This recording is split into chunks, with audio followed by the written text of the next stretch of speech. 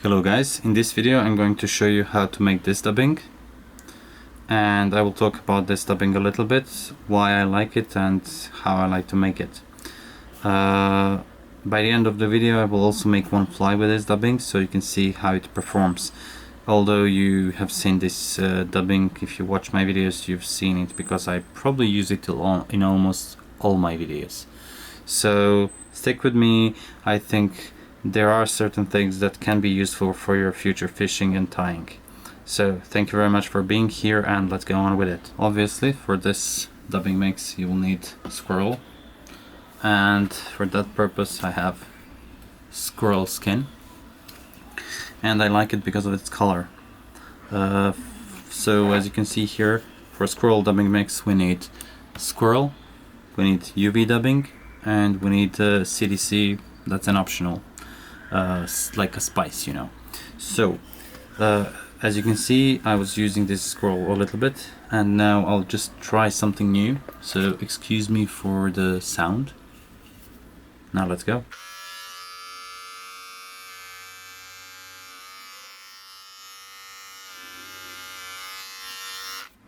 And it's done. It's better than with scissors, definitely, though I will need to clean this before I shave myself again. So you will need scissors or trimmer, as you saw it just now, and this is it. This is what I need for squirrel. Now because it's like super boring to watch someone cutting CDC feathers, removing the stem, I just did it before making this video. And when it comes to UV dubbing, this one particularly is like literally my favorite one, this manufacturer. But to be honest, they actually made it bad now. That's something that my friend noticed. Those fibers are coarser now than they were like some 10 years ago maybe, so I prefer the older one. This is like second best, Ice UV 10, and this particular pack is probably more than 10 years old. This is my favorite one for clean cameras also. And so we have like just three materials. You can add some other UV dubbings. If you want to add something, add purple. Purple is definitely one of the best colors to add. So there is a reason behind every segment here, every ingredient. So let's start with squirrel first. Well, squirrel, as you can see, has this nice natural color. It has this under fur which is gray, and it's fine, and it will help connect the dubbing around the rope. Coarser fur, this guard hairs, will give spikiness to your fly. If you use it for dry flies, it will actually create more surface tension, and it will actually help your fly float, but you need to remove this under fur. So just let's be straightforward and do this dubbing that I use for thorax. So this is for spikiness, for color of course. Actually the shape the fly will have, it will represent gills and stuff. UV is here to give some shiny effect. And shiny effects is important because if you want to imitate, for example, caddis pupa, they tend to have some shiny bubbles on them when they emerge up the water surface. Something similar happens with all emerger flies. So this is excellent thing when if you want to add it to your nymphs, especially at the end of your drift when you stop your nymph, and when that nymph starts rising up to the surface, imitating that emerging phase of nymph. So the third one, CDC, I will just open it and close it because like if I breathe in it, it will just fly away. The third one is here because it will actually trap air bubbles in dubbing sometimes. It adds movement because it's too soft and nice, and that's the reason why I like to add it in the dubbing. Of course, some of you may ask, like, CDC, isn't it for dry flies? It is, usually, but there is one rule when I tie flies. It's that there are no rules. There is just the functioning of your fly. If you know why you are using certain material for certain fly or certain groups of flies, then that material can be used. So if you want to use, I don't know, jig hook for a dry fly, then use it. There is no rule against that. I mean, there is physics, but if you can create a fly that will actually float and catch fish, then who cares? So without further ado, it's already been like 5 minutes of my blah blah blah. Let's just get to the point. So the next thing is I want to add some UV dubbing, and I like it to be a little bit shiny, more shiny maybe. So I'll just add it, just my feeling how much I want to add, and it's experience maybe. I like it's not exact science. What I like to do is I like to do this to my dubbing, so I can make all those fibers parallel, and then I will cut this dubbing into probably like 3 equal pieces here. So I'll just put it together, and I want it to be like maybe centimeter or so in length, because this is the length of this fur, so I want everything to be more or less similar in length. So one bunch, second one, and third one. I can't count this one. Now this is it. Now just to make things more simple and easier, I'll probably need to add more CDC, which I'll do later. I'm actually too lazy to do it right now, to be honest. So I'll need to add more CDC maybe, or I can just use half of this for a start. So just put it in your box, because it's easier to mix, initial mix of all 3 materials. So mix it up well. Do any movement you need just to mix it. Connect these, and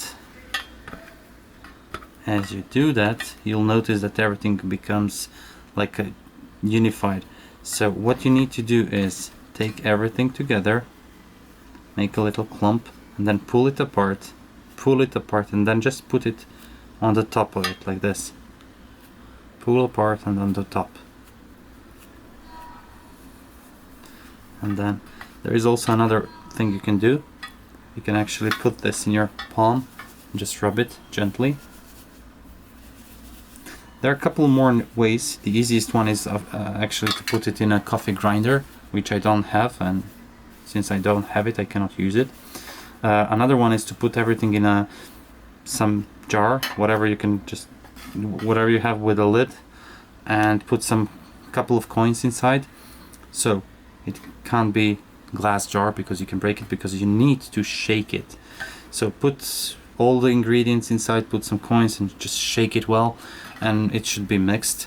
You can do the same with the glass jar, but you need to do just materials and water, no coins.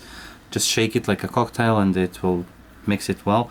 Then you need to dry it out, to rinse, not rinse, but you need to drain the water out, and then later on you need to wait for dubbing to get dry, which I'm too lazy to wait, so I just prefer to do it with my hands. And actually, if you do it with your hands, you'll break all the materials better, and they will become more intertwined together, and you can actually feel, this is very important, like when you catch the dubbing, you can feel that there are certain places with bumps. So when you see those bumps or feel them, you want to break them apart.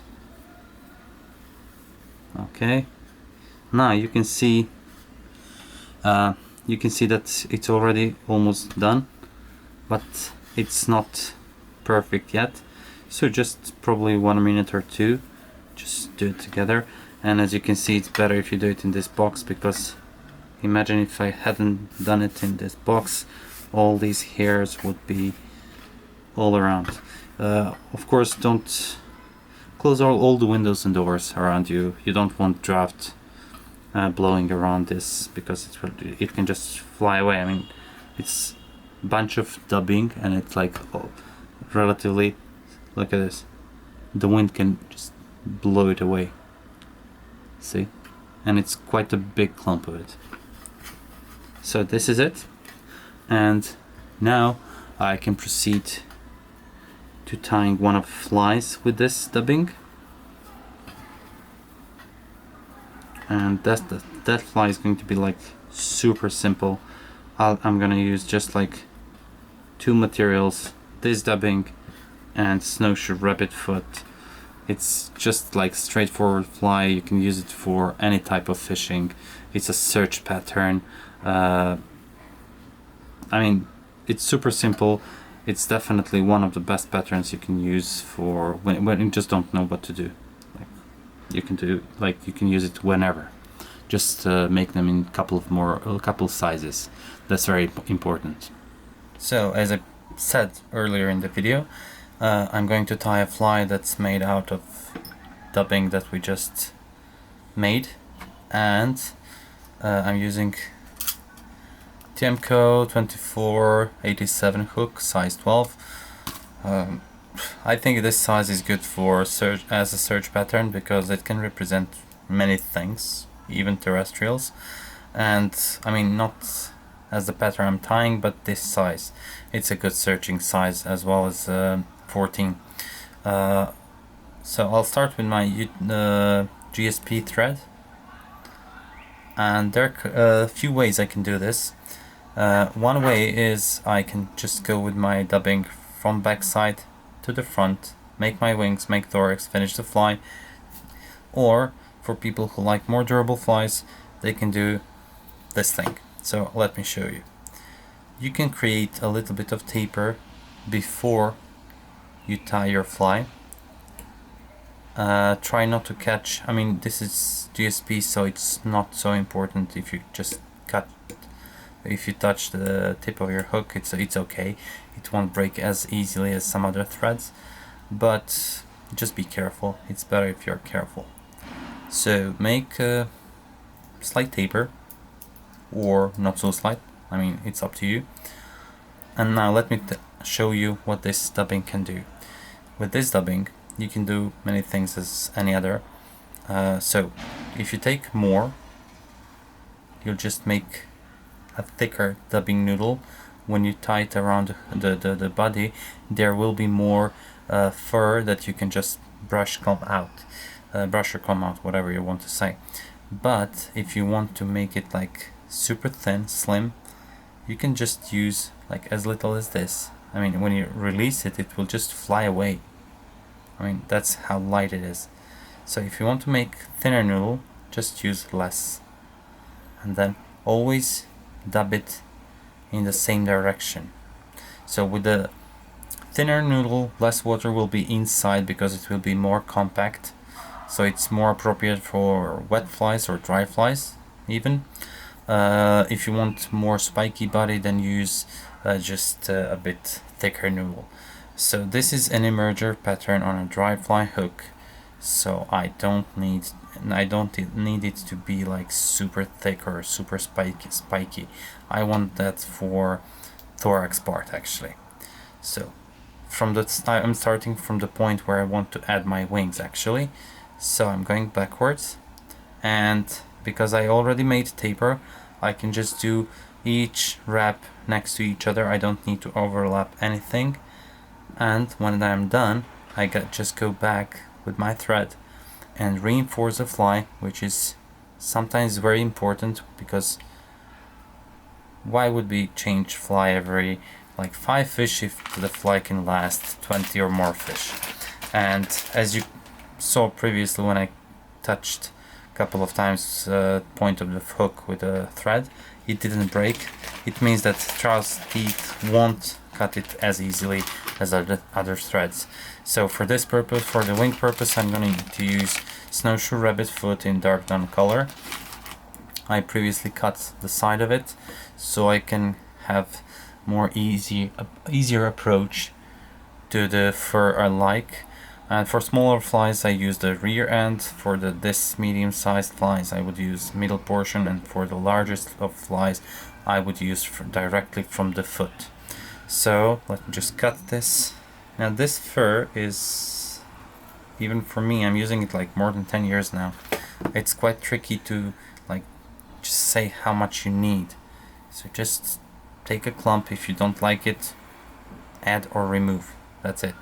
always remove, for wings, always remove this fluff from the like underfur fluff, and then you can just see. And for this one, because I'm going to fold it together, I mean this is going to be wings and this is going to be wings, just be like this. Just take 2 wraps and then check it.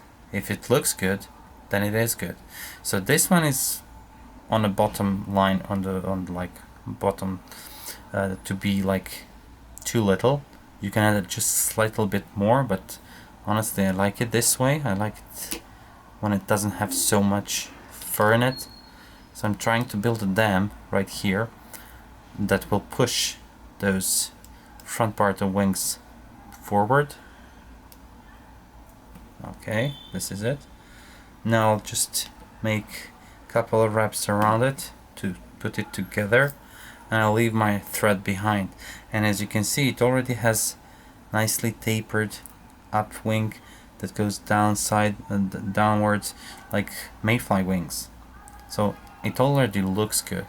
For thorax, I'll just use another clump of dubbing, and that's it. I mean, finished fly. That's how simple this fly is. But don't let the simplicity fool you, because usually the most simple of flies will catch you most fish.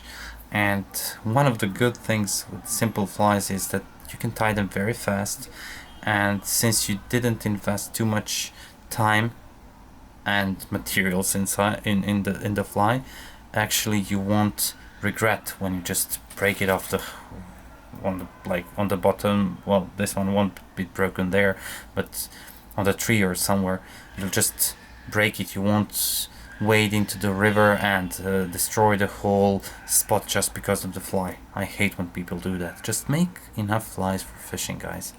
So this is it. 2 wet finish knots. Well, you can be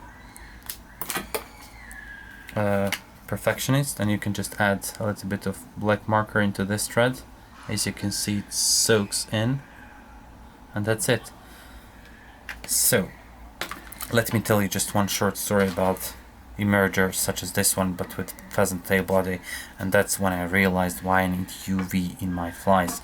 Because I was fishing for grayling in Serbia on a river called Rzav, beautiful little river, and I was casting a fly that had UV inside, pheasant tail emerger, just like this one, just with white wings, and I was catching fish nicely, and I broke off the fly, as it happens sometimes. So what I did, I just went to open my box, I took another fly, and I couldn't catch a fish, and I was like, why? I mean, the fly is the same, what's wrong? And then I noticed that I didn't put UV in that fly. Why? I don't know, but I didn't have it. I was experimenting or whatever, I don't remember, it was a long time ago. Then I switched to another fly that was the same but with UV, and I started catching fish again, which is amazing. I mean, it's like 100% proof that UV in that particular case worked and brought me fish. And since that moment on, I actually use UV in probably 99% of my dries and nymphs in some form. Like, it doesn't have to be like in dubbing, but I usually use something that has UV properties. So this is finished emerger. As I said, I made thin body with a compact noodle. It won't soak in so much water, but it will actually sink in the water. So the whole goal of these flies that are shaped like this is that you have those wings above the water, so above the scissors, and everything else under the water, which represents very easy prey for fish, because they know that partially transformed fly is not ready to fly away, and they can just go from depths and suck this fly in, and it's an easy meal for them. It's 100% sure meal. Fully winged forms of fly can fly away at any moment, and fish know that, so they don't want to waste their energy on potential prey that can be eaten, but maybe not, maybe yes. They do that when the hatch is really hatched, it's going on for a while, then they target those fully formed winged flies because there are plenty. That's why emergers will bring fish from depths even in like a bright sunny day when nothing's catching, because sometimes fish just want to go up, eat something there. They will eat like 90% nymphs, and they will occasionally rise to something because they're just probably bored to death down below. So guys, these are my thoughts about this dubbing, why I like it, why I use it almost on every fly. This is one of flies I just like to use. It's super easy and effective fly. So thank you very much for watching. If you stayed this long, then thank you double, and see you next time. Hope you liked this video, and you can always leave your comment down below, criticize me or say something nice. I appreciate both. So bye bye, and see you next week.